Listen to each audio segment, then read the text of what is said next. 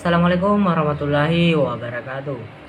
Selamat siang teman-teman semua. Perkenalkan, nama saya Mas Dar selaku moderator dari kelompok 4. Pada kesempatan kali ini singkat saya memaparkan hasil observasi kami dengan judul analisis kesesuaian CP dan ATP di SD 37 Kuawang.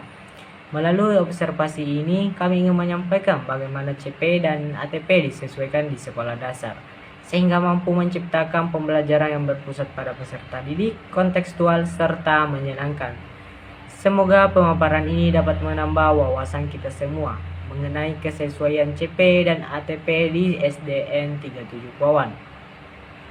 Baik, sebelum kita ke pembahasan, saya ingin memperkenalkan dulu teman anggota saya, yang dimana anggota kelompok saya ada Juan Sergio, ada Hastia, ada Hania, ada Hasrianti, dan ada Nurfitra.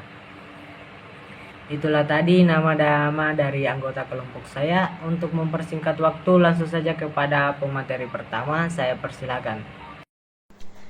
Terima kasih kepada moderator atas kesempatan yang telah diberikan kepada saya.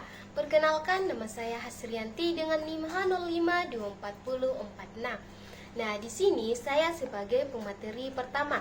Adapun materi yang akan saya bawakan yaitu ringkasan hasil observasi. Berdasarkan hasil wawancara dengan guru kelas 1 sampai dengan kelas 6, pelaksanaan penyusunan dan penerapan capaian pembelajaran serta alur tujuan pembelajaran di SDN 37 Kuawang telah berjalan sesuai dengan prinsip kurikulum merdeka. CP digunakan sebagai acuan utama dalam merancang pembelajaran, sementara ATP disusun menyesuaikan karakteristik, kebutuhan, dan kemampuan peserta didik. Proses penyusunan dilakukan secara kolaboratif antara guru, kepala sekolah, dan komunitas belajar. Pembelajaran berlangsung aktif, kontekstual, dan memanfaatkan lingkungan sekitar. Guru melaksanakan asesmen formatif, sumatif, dan proyek, serta melakukan refleksi untuk perbaikan pembelajaran. Penerapan 8 dimensi profil lulusan juga tampak dalam kegiatan sehari-hari. Siswa seperti doa bersama, gotong royong, kreativitas karya, kemandirian, dan komunikasi. Selanjutnya saya kembalikan kepada moderator. Baik, terima kasih kepada moderator. Langsung saja, yang kedua itu aspek yang sesuai dengan kurikulum merdeka. Yang pertama, CP menjadi pedoman utama dalam penyusunan pembelajaran di seluruh kelas.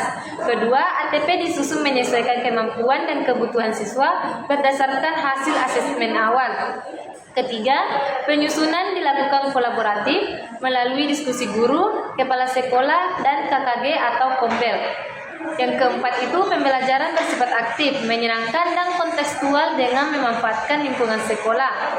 Yang kelima, asesmen dilaksanakan secara beragam seperti formatif, sumatif, observasi, dan proyek. Dan yang kelima itu dimensi profil lulusan tampak dalam praktik sehari-hari. Seperti yang pertama itu keimanan dan ketakwaan, berdoa sebelum dan sesudah belajar, salat berjamaah, dan kegiatan ekstrakurikuler hifzil. Dan yang kedua, kewargaan dan gotong royong seperti piket kelas dan kerja bakti menjaga kebersihan sekolah. Ketiga, kemandirian, tanggung jawab terhadap tugas dan disiplin waktu. Keempat, kreativitas dan penalaran kritis membuat karya dari daun kelapa menjadi tempat sampah. Kelima, kolaborasi dan komunikasi, kerja kelompok, diskusi, dan presentasi hasil karya. Keenam, kesehatan, yang dimana pembiasaan olahraga pagi dan menjaga kebersihan diri. Dan terakhir itu refleksi pembelajaran dilakukan secara rutin melalui komunikasi belajar atau Kombel. Selanjutnya saya kembalikan kepada moderator. Perkenalkan, nama saya Juan Sergio dengan NIM H05243110. Di sini saya akan melanjutkan materi dari teman saya, yaitu nomor 3, aspek yang belum sesuai gap atau kesenjangan. Yang pertama, ada sebagian guru masih kesulitan memahami penyusunan ATP secara mendalam. Beberapa guru mengaku masih menyesuaikan dari contoh yang diberikan sekolah atau pelatihan tanpa benar-benar memahami alurnya. Refleksi pembelajaran belum dilakukan secara rutin di setiap kelas. Berikutnya, guru menyebut refleksi baru dilakukan oleh sebagian guru yang aktif di komunitas belajar, belum merata di semua fase. Berikutnya, pemanfaatan teknologi pembelajaran masih minim. Guru menyampaikan belum terbiasa menggunakan aplikasi pembelajaran atau perangkat digital untuk perencanaan dan asesmen. Lalu, pelaksanaan pembelajaran aktif belum konsisten di semua kelas. Masih ada guru yang dominan menggunakan metode ceramah karena keterbatasan waktu dan sarana. Berikutnya, penerapan dimensi profil lulusan belum merata. Nilai-nilai seperti kreativitas, kolaborasi, dan komunikasi baru tampak di beberapa kelas, belum menyeluruh di semua mata pelajaran. Baik, sekian dari saya serahkan ke pemateri berikutnya. Baik, terima kasih atas kesempatan yang diberikan. Perkenalkan, nama saya Astia dengan NIM H0524056. Nah, materi selanjutnya adalah analisis penyebab kesenjangan. Yang pertama, kurangnya pelatihan mendalam tentang penyusunan CP ATP. Guru menyatakan hanya sebagian yang pernah mengikuti pelatihan kurikulum merdeka, sehingga pemahaman teknis masih berbeda-beda. Yang kedua, fasilitas dan literasi digital masih terbatas. Sebagian guru belum terbiasa menggunakan laptop dan aplikasi daring dalam menyusun atau menyimpan dokumen pembelajaran. Yang ketiga, waktu guru terbatas karena beban administrasi. Beberapa guru mengatakan waktu untuk memperbaiki dan merevisi ATP sering terbatas karena fokus pada tugas administrasi. Yang keempat, supervisi dan pendampingan masih jarang dilakukan. Guru mengaku pendampingan dari kepala sekolah atau pengawas belum rutin, sehingga evaluasi penyusunan CP dan ATP belum optimal. Baik, untuk itu saya serahkan kepada pemateri selanjutnya. Baik, terima kasih atas kesempatan yang diberikan. Perkenalkan, nama saya Nur Fitrah dengan NIM H0524545. Langsung saja materi selanjutnya itu rekomendasi perbaikan dan refleksi kelompok. Mengadakan pelatihan lanjutan tentang penyusunan CP ATP dan asesmen berbasis proyek. Mendorong penggunaan platform digital Merdeka Mengajar atau Google Drive untuk penyimpanan dan refleksi pembelajaran. Mengoptimalkan KKG atau Kombel sebagai wadah refleksi dan berbagi praktik baik.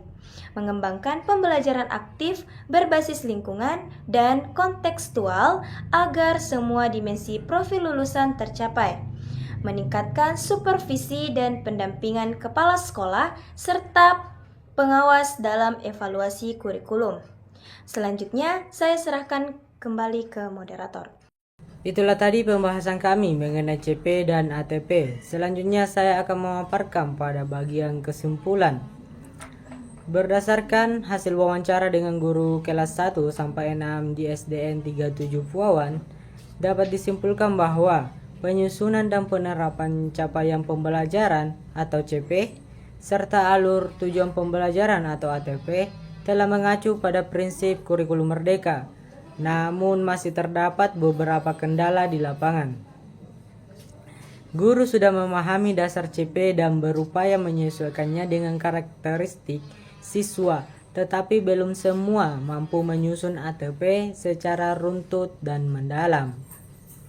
Pembelajaran aktif dan kontekstual sudah berjalan, namun refleksi dan pemanfaatan teknologi masih terbatas. Dokumentasi CP sampai ATP umumnya masih dilakukan secara manual dan penguatan dimensi profil lulusan belum merata di semua mata pelajaran. Faktor penyebab utama kesenjangan ini adalah kurangnya pelatihan lanjutan, keterbatasan sarana digital, waktu guru yang terbatas, serta belum optimalnya supervisi dan pendampingan. Meskipun demikian, guru menunjukkan komitmen kuat untuk terus belajar dan meningkatkan kualitas pembelajaran agar selaras dengan semangat kurikulum merdeka. Terima kasih atas perhatian dan partisipasi semua pihak. Semoga apa yang kita bahas hari ini menjadi inspirasi dan motivasi untuk kita semua. Sampai jumpa di kesempatan berikutnya. Saya akhiri, wassalamualaikum warahmatullahi wabarakatuh.